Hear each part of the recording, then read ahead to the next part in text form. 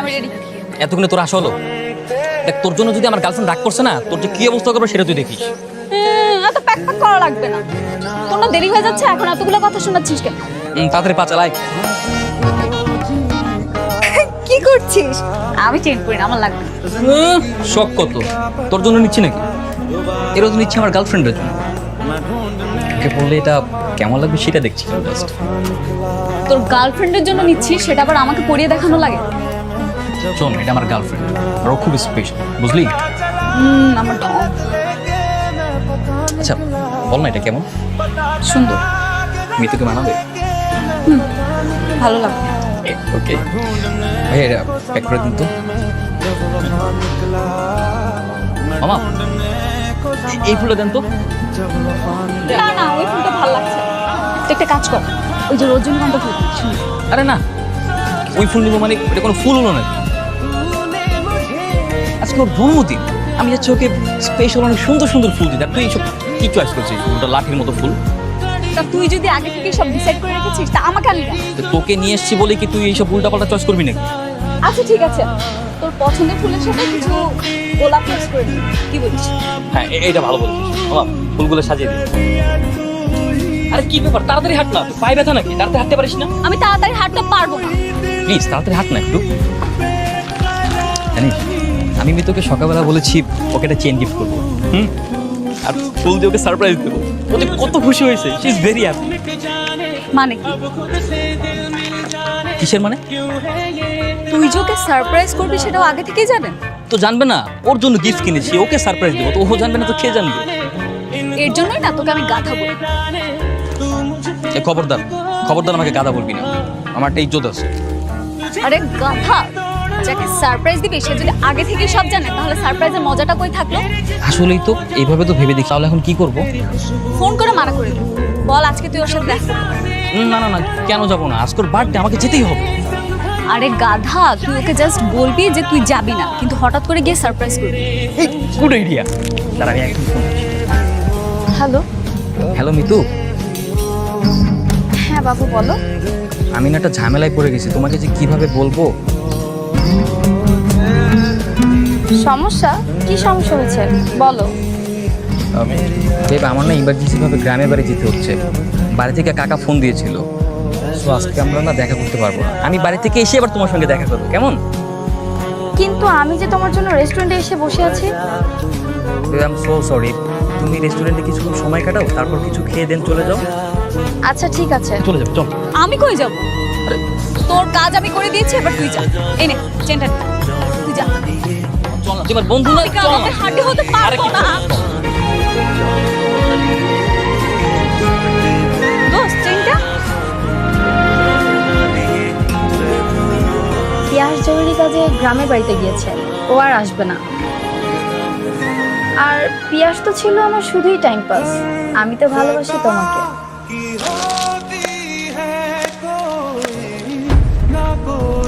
বাহ, আরে পিয়াস, তুমি এখানে হঠাৎ?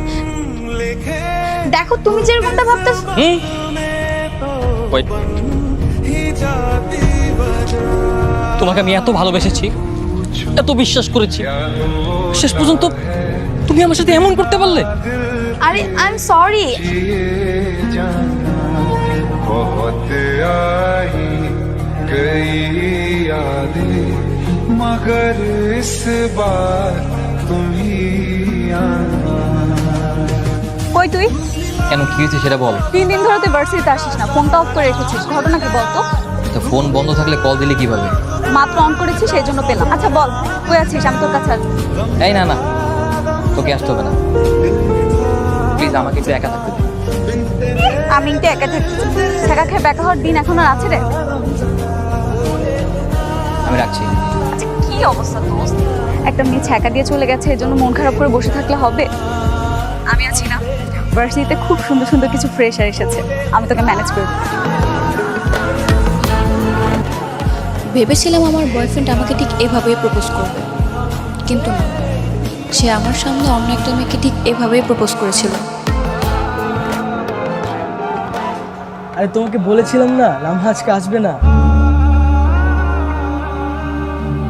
লামহা তো আমার টাইম পাস ছিল, আমি তো শুধু তোমাকেই ভালোবাসি। I love you. I love you two.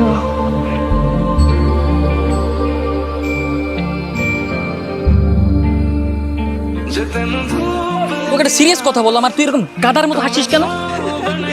আমি তো ভেবেছিলাম তুই শুধু বোকা, এখন থেকে তোর থেকেও বড় বোকা আছে। না আমি না বুঝলাম না এখানে বোকার কথা আসবে কেন? তুই একটা জিনিস চিন্তা কর, একটা মেয়ে ছ্যাঁকা খেয়েছে সেটা আমার ডায়েরিতে লিখছে। কত বড় পাগল মেয়েটা। মজা নেই আমার সাথে? মজা নিব না? আমরা মেয়ে মানুষ, আমরা কেন ছ্যাঁকা খাবো? আমরা ছ্যাঁকা দিব। তুই ছেলে মানুষ, তুই ছ্যাঁকা খেয়েছিস, মানা যায়। তোর সাথে না আমার কোনো কিছু শেয়ার করাটাই ভুল হয়েছে। আমি আজকের পর থেকে তোর সাথে আর কোনো কিছু শেয়ার করবো যা। ব্রেকআপ হয়েছে তো কি হয়েছে? একটা ছেলে আমার সাথে এভাবে প্রতারণা করলো, তার জন্য কি আমি বসে বসে কাঁদবো? আমি ওর সমস্ত স্মৃতি আমার জীবন থেকে মুছে ফেলবো, সব কিছু ঘুরিয়ে ফেলবো এবং চিৎকার করে বলবো I hate you. I hate you. মেজ বের কর। আমি ম্যাচ দিয়ে কি করবো? আমি কি সিগারেট খাই? আর তুই ম্যাচ দিয়ে কি করবি? তুই কি সিগারেট খাবি না? আর আমি সিগারেট খাবো না তো অন্য কাজ আছে। হাতে বের কর। না দোস্ত, আমি এটা কোনোভাবেই মেনে নিতে পারতেছি না। তুই একটা মেয়ের জন্য এখন সিগারেট খাওয়া শুরু করবি। এত কথা বলছিস কেন? বললাম না তো সিগারেট খাবো না, অন্য কাজ আছে। কি কাজ? সবকিছু আজকে পুড়িয়ে ফেলি। আচ্ছা, তুই এই আইডিয়াটা কোথায় পেয়েছিস বলতো আমাকে? সেই ডায়েরি পড়ে। ডায়েরিটা তো খুব ইন্টারেস্টিং। আচ্ছা, ডায়েরিতে কি কি লেখা ছিল সম্পূর্ণটা বলতো আমাকে। আরে সেটা কিভাবে বলবো? আমি তো পুরোটা পড়েই নেই। পুরোটা পড়বি না? প্রতিদিন কি এক পৃষ্ঠা করে পড়িস তুই? আরে আমি তো ডায়েরিতে ছবি পূরণের কাহিনী পড়ে সোজা তোর কাছে চলে আসছি। দেখি বাসায় গিয়ে না হয় বাকিটা পড়ে নিব। এরপর আমি কলেজ পেরিয়ে ভার্সিটিতে উঠলাম এবং ভার্সিটিতে ওঠার পর প্রথম দিনই আমি সকালের উপর ক্রাশ খেয়ে গেলাম। ওর নাম কিন্তু সকাল না, কিন্তু আমি ভালোবেসে ওর নাম দিয়েছি সকাল, কারণ রাতের আধার পেরিয়ে যেমন সুন্দর একটা সকালের আগমন ঘটে, তেমনই আমার জীবনে সকালের আগমন ঘটেছে। अब खुद से दिल मिल जाने क्यों है ये इतना फासला, लम्हे ये फिर ना आने इनको तू ना दे जाने। সরি मुझ पे खुद ইটস ওকে।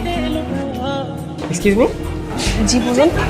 আসলে ভার্সিটির লাইব্রেরিটা কোন দিকে বলতে পারবেন? লাইব্রেরি? আমি তো নতুন, আমি জানি না, আমিও খুঁজতেছি। ও আচ্ছা, আপনিও ফ্রেশার? তাহলে তো আমরা ফ্রেন্ড হতে পারি, কি বলেন? হ্যাঁ ফ্রেন্ড। হ্যাঁ শিওর।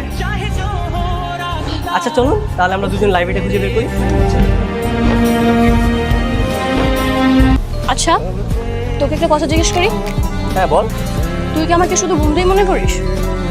না বন্ধু না, তার থেকে বেশি। সত্যি? হ্যাঁ সত্যি। কি বল না প্লিজ, বল না। তুই আমার শত্রু আর তুই আমার বন্ধু, বুঝতে পেরেছিস? তাছাড়া তুই আমাকে যেভাবে পড়াশোনায় হেল্প করিস সেটা কয়জনে করে বল? ছাড়, হাত ছাড়, দূরে যা। মানুষের জীবন কত অদ্ভুত, তাই না? কখন কার জীবনে ভালোবাসা চলে আসে কেউই বলতে পারে না। কেন? তোর আবার কি হয়েছে? তুই কি আবার নতুন করে প্রেমে পড়লি নাকি? আরে না, লামা প্রেমে পড়ছে। ও আচ্ছা, নিশ্চয় বেস্ট ফ্রেন্ডের প্রেমে, তাই না? হ্যাঁ হ্যাঁ। এটা কেমন ধরনের মেয়ে বল? বেস্ট ফ্রেন্ডের প্রেমে কেউ পড়ে? মেয়েটা একদমই সুবিধা। তো অসুবিধার কি আছে? এই তুই ওর সম্পর্কে ভালো মতো জানিস? একটা মেয়ে সম্পর্কে ভালো মতো জানিস না, বুঝিস না, উল্টাপাল্টা কথা বলবি কেন তার সম্পর্কে? যতই হোক তাই বলে বেস্ট ফ্রেন্ডের প্রেমে পড়বে?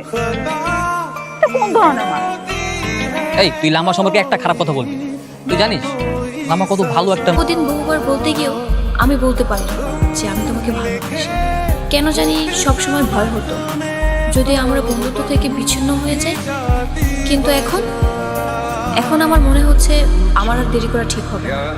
তুমি তো জানো আগামী 17 তারিখ আমার জন্মদিন, আমি তোমার জন্য অপেক্ষা করব। আমি জানি তুমি আসবে, তুমি এসে আমাকে তোমার ভালোবাসাতে কাছে টেনে নেবে। আমি সারাদিন তোমার জন্য অপেক্ষা করব।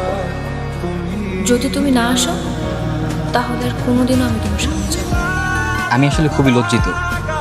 আপনি হয়তো আমাকে চিনবেন না, তবে এতদিনে আমি আপনাকে খুব ভালোভাবে চিনে ফেলেছি। আপনার লেখা পার্সোনাল ডায়েরিটি যখন ভুল করে আমার ঠিকানা চলে আসে, বিশ্বাস করুন আমি সেটা না চাইতেও মনের অজান্তে পড়ে ফেলি।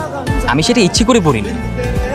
আমি ভেবেছিলাম ডায়েরির ভিতরে হয়তো কোনো নাম্বার বা কোনো অ্যাড্রেস লেখা থাকে। আপনার মতো আমিও ধোকা খেয়েছি। আপনার যেমন একটা বেস্ট ফ্রেন্ড আছে, তেমনি আমারও একটা বেস্ট ফ্রেন্ড আছে। ওর নাম মারিয়া। মারিয়াকে আমি আপনার ব্যাপারে সব কিছু বলেছি। আপনি জানেন, প্রথম যখন আপনার ডায়েরিটি পড়তাম তখন মনে হতো আমি আপনাকে খুব ভালোবাসি। কিন্তু তারপর যখন আপনার বন্ধুত্ব আর বেস্ট ফ্রেন্ডের সঙ্গে কাটানোর সুন্দর মুহূর্ত সম্পর্কে জানতে পারি, তখন মনে হলো আমি আপনাকে না, আমার বেস্ট ফ্রেন্ড মারিয়াকে ভালোবাসি। जाने तू मुझ पे खुद को दे लुटा तुझे तुझसे तोड़ लूं মারিয়াও ঠিক তেমনই আমার অনেক কেয়ার করে। আমি জানি না মারিয়া আমাকে ভালোবাসে কিনা, তবে এতদিনে আমি ঠিকই বুঝতে পেরেছি যে মারিয়াকে আমি অনেক ভালোবাসি। আজকে আমি মারিয়াকে প্রপোজ করব। আর আই এম সরি, কারণ আপনার বেস্ট ফ্রেন্ড আজকে এখানে আসবেন, কারণ সে ডায়েরিটি পড়েনি। প্লিজ আমাকে ক্ষমা করে দিন। আর এই নিন আপনার ডায়েরি। আমি যাচ্ছি আমার মারিয়ার কাছে।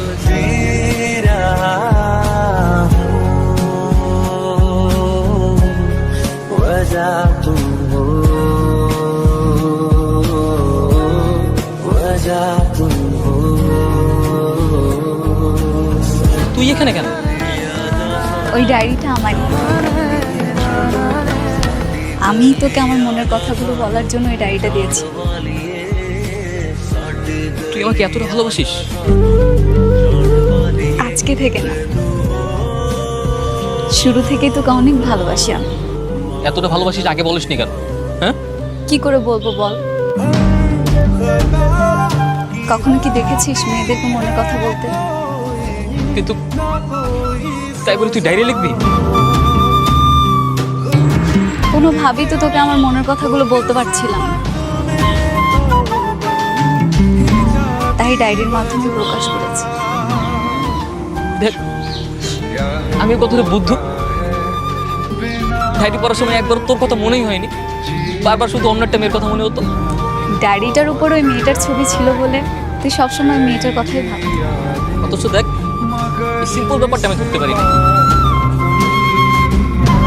দাম ভাই। কি এখন কিভাবে দাঁড়িয়ে থাকবি নাকি আমাকে প্রপোজও করবি?